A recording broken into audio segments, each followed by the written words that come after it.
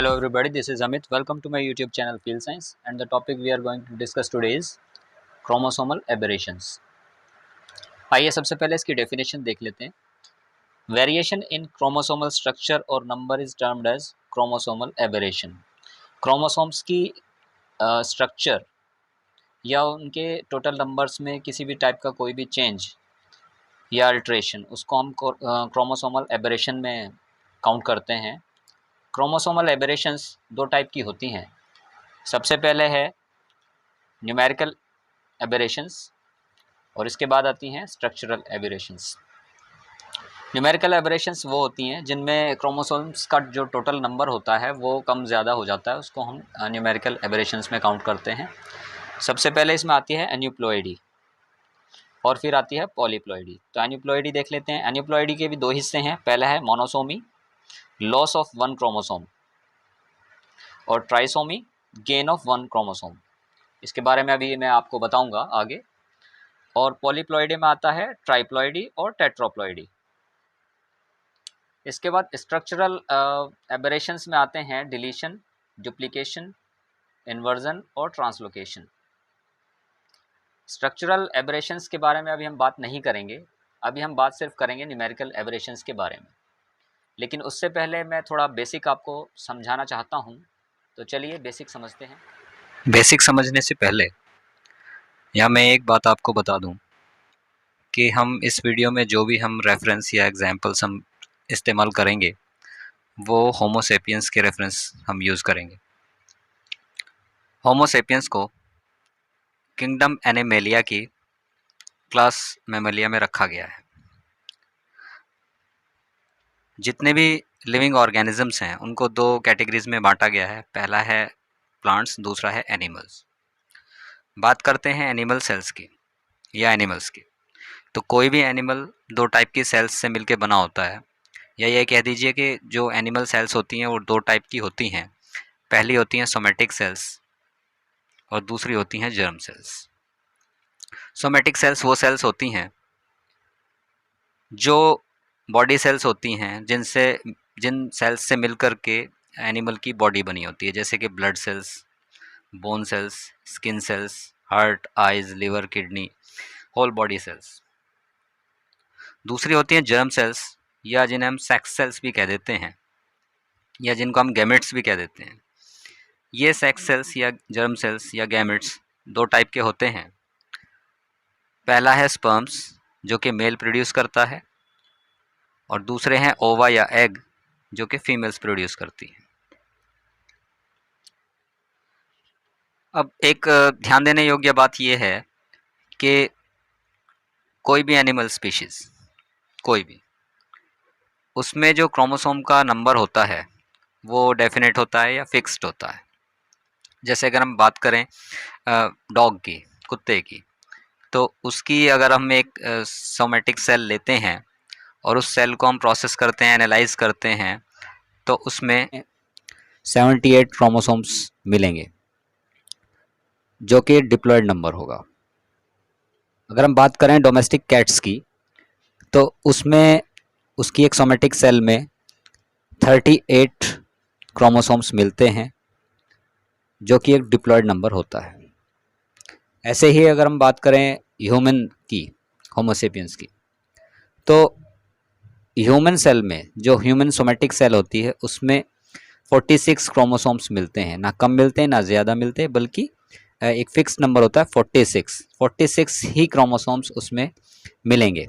या हम कह सकते हैं कि 23 पेयर्स ऑफ क्रोमोसोम्स मिलेंगे. 23 पेयर्स, क्योंकि क्रोमोसोम्स पेयर्स में होते हैं. अब क्वेश्चन उठता है, what is a chromosome? Chromosomes are thread-like structure found inside the nucleus of all the animal and plant cells. Chromosomes carry genetic informations. Chromosomes pass this genetic information from one generation to the next generation. Chromosomes किसी भी animal या plant cell के nucleus के अंदर पाई जाने वाली धागे नुमा संरचनाएं हैं जिन पर के जेनेटिक इन्फॉर्मेशंस होती हैं जीन्स के रूप में. और ये जेनेटिक इन्फॉर्मेशंस जब रिप्रोडक्शन होता है तो एक पीढ़ी से, जो कि पेरेंट पीढ़ी होती है, उससे जो प्रोगेनी है, जो आगे आने वाली जो नेक्स्ट जनरेशन है उसको ये पास ऑन कर दी जाती हैं ये जेनेटिक इन्फॉर्मेशन। आइए थोड़ा और समझने की कोशिश करते हैं। डायग्राम में जो आपको दिख रही है एक टिपिकल सोमेटिक सेल दिखाई दे रही है, ह्यूमन सोमेटिक सेल।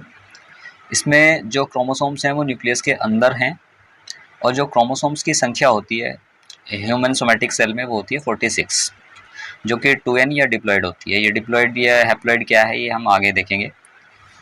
इस 46 क्रोमोसोम्स में से, जो कि डिप्लॉयड नंबर है क्रोमोसोम्स का, उनमें से जो 44 क्रोमोसोम्स होते हैं वो ऑटोसोम्स होते हैं। ऑटोसोम्स वही होते हैं जो बॉडी सोमेटिक कैरेक्टर्स को कंट्रोल करते हैं। और जो 2 होते हैं वो होते हैं एलोसोम्स। एलोसोम्स होते हैं जो सेक्सुअल कैरेक्टर्स को कंट्रोल करते हैं। अब ये एलोसोम्स भी 2 टाइप के होते हैं। फीमेल में जो दोनों एलोसोम्स होते हैं वो एक्स कैटेगरी के होते हैं, और मेल्स में जो एलोसोम्स होते हैं वो एक्स और वाई कैटेगरी के होते हैं। Now let me explain you about diploid cell, haploid cell and genome. Diploid cell क्या होती है? A cell which has 2 complete sets of chromosome is known as diploid cell। एक डिप्लॉयड सेल वो होती है जिसमें कंप्लीट सेट ऑफ क्रोमोसोम्स होते हैं, कोई भी क्रोमोसोम कम या ज़्यादा नहीं होता, उसको हम डिप्लॉयड सेल कहते हैं। नॉर्मली जो ह्यूमन सोमेटिक सेल्स हैं, blood cell, white blood cell I means, और कोई भी सोमेटिक सेल अगर आप ले लें ह्यूमन के रेफरेंस में, तो वो डिप्लॉयड सेल है क्योंकि इसमें 46 नंबर ऑफ क्रोमोसोम्स हैं, ठीक है। और हैप्लॉयड सेल्स क्या होती हैं? हैप्लॉयड सेल्स वो होती हैं a cell which has only 1 set of chromosomes, जैसे कि स्पर्म सेल है या ओवा है, ये हैप्लॉयड सेल्स होती हैं क्योंकि इसमें 46 का ठीक हाफ नंबर होता है। 23 क्रोमोसोम्स इसमें मिलते हैं।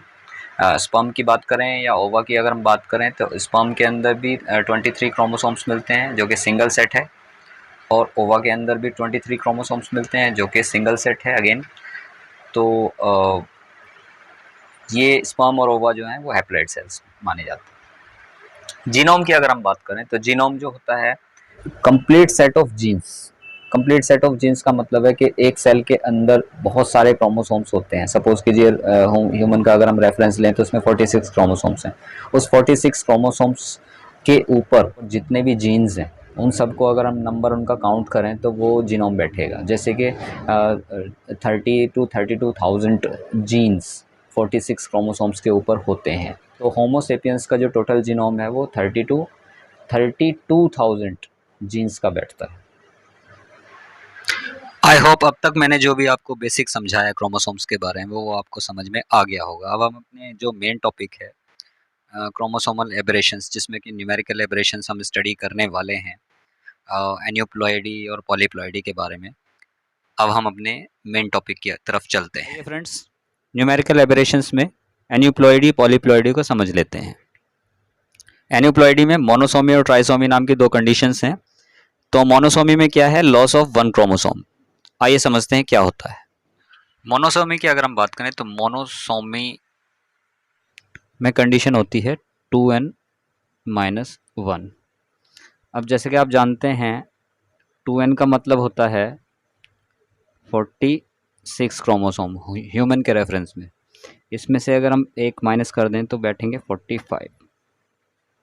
तो इसका मतलब ये है कि जो 23 जो पेयर्स हैं उनमें से कोई सा भी एक पेयर जो है उसमें एक क्रोमोसोम कम है। तो टोटल बैठते हैं 45 पेयर्स। तो किसी भी पेयर में जब एक क्रोमोसोम कम होता है तो उस कंडीशन को हम बोलते हैं monosomy. On the other hand अगर हम बात करें ट्राइसोमी की तो इसमें कंडीशन होती है 2n+1, यानी कि अब 2n ह्यूमन के रेफरेंस में 2n होता है 46 और उसमें अगर हम 1 प्लस कर दें तो बैठेगा 47। यानी कि जो 23 पेयर्स जो होते हैं 23 पेयर्स उसमें किसी भी एक पेयर में एक क्रोमोसोम फालतू होता है तो बैठते हैं 47 क्रोमोसोम्स। तो ये जो कंडीशन है इस कंडीशन को हम बोलते हैं ट्राइसोमी। आइए अब बात करते हैं पॉलीप्लॉयडी। पॉलीप्लॉयडी में 2 सिचुएशंस होती हैं। पहली है ट्राइप्लॉयडी और दूसरी है टेट्राप्लॉयडी। तो आइए समझते हैं ट्राइप्लॉइडी या टेट्राप्लॉइडी क्या है।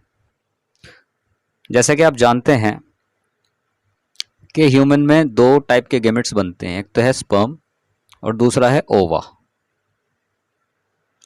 स्पर्म में 23 क्रोमोसोम्स होते हैं, ओवा में भी 23 क्रोमोसोम्स होते हैं। अब स्पर्म और ओवा जब फ्यूज होते हैं, इसको हम बोलते हैं फर्टिलाइजेशन। तो फर्टिलाइजेशन में बनता है फिर जाइगोट।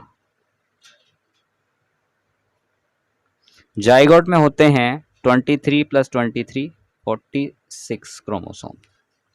लेकिन कभी कभी क्या होता है कि एक ओवा को दो स्पर्म्स फ्यूज कर देते हैं,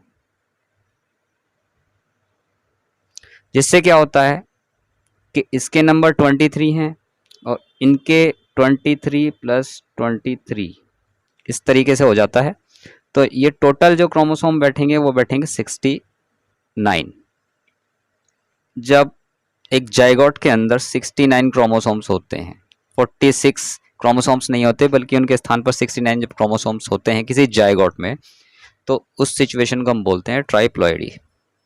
होप आपके समझ में आ गया होगा। आइए फ्रेंड्स, अब चलते हैं अपने सबसे मेन टॉपिक की तरफ, जो कि थंबनेल में आपने देख लिया था, क्रोमोसोमल एबरेशंस, जिसमें कि हम न्यूमेरिकल एबरेशंस देखने वाले हैं कि क्या क्या कंडीशंस बैठती हैं।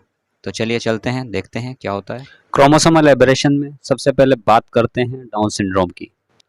डाउन सिंड्रोम की खोज लैग्डन डाउन ने 1866 में की थी।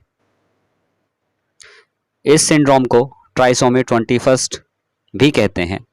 इसमें जो कंडीशन बैठती है वो बैठती है 45 + XX या 45 + XY। 45 + XX फीमेल में बैठती है, जबकि 45 + XY कंडीशन मेल्स में बैठती है। डाउन सिंड्रोम से पीड़ित लोग, चाहे वो मेल हैं या फीमेल हैं, वो स्टेराइल होते हैं या उनमें पावर ऑफ रिप्रोडक्शन बिल्कुल नहीं होती। ऐसे लोगों की हाइट छोटी होती है, उनका सर छोटा और गोल होता है और उनकी नाक चपटी होती है। उनका मुंह आधा खुला रहता है और टोटल क्रोमोसोम 47 होते हैं, जबकि नॉर्मल क्रोमोसोम नंबर 46 होते हैं। अब बात करते हैं क्लाइनफेल्टर सिंड्रोम की। क्लाइनफेल्टर सिंड्रोम कैरियोटाइप में एक एक्स्ट्रा एक्स क्रोमोसोम के आ जाने से होता है। तो कंडीशन बैठती है 47 टोटल क्रोमोसोम होते हैं, जिसमें के 44 ऑटोसोम्स होते हैं और एक एक्स्ट्रा एक्स क्रोमोसोम के आ जाने से कंडीशन बैठती है XXY। Only males suffer from Klinefelter syndrome. Klinefelter syndrome सिर्फ पुरुषों में देखा जाता है।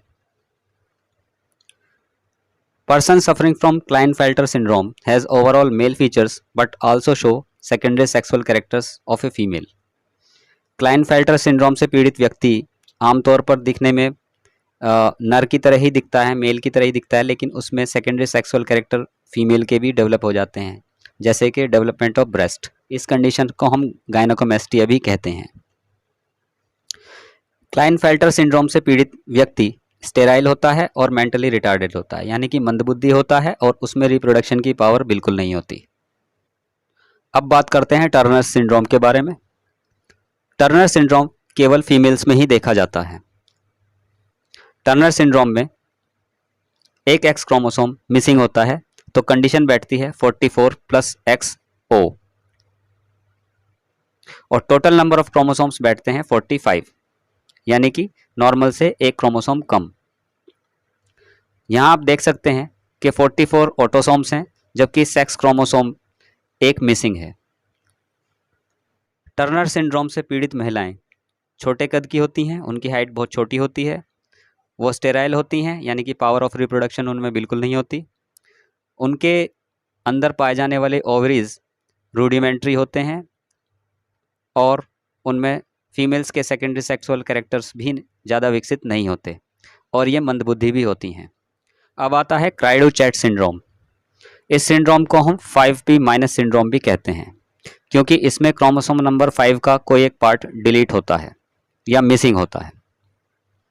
ये आमतौर पे बच्चों में देखा जाता है और जो बच्चे क्राइडो-चैट सिंड्रोम से पीड़ित होते हैं वो जब रोते हैं तो ऐसा लगता है जैसे बिल्ली के रोने की आवाज़ हो।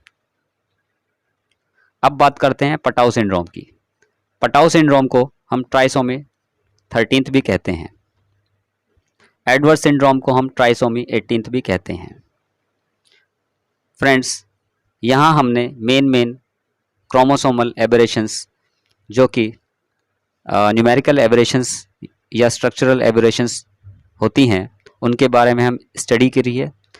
क्रोमोसोम की स्ट्रक्चरल एबरेशंस के बारे में हम अगले वीडियो में डिस्कस करेंगे।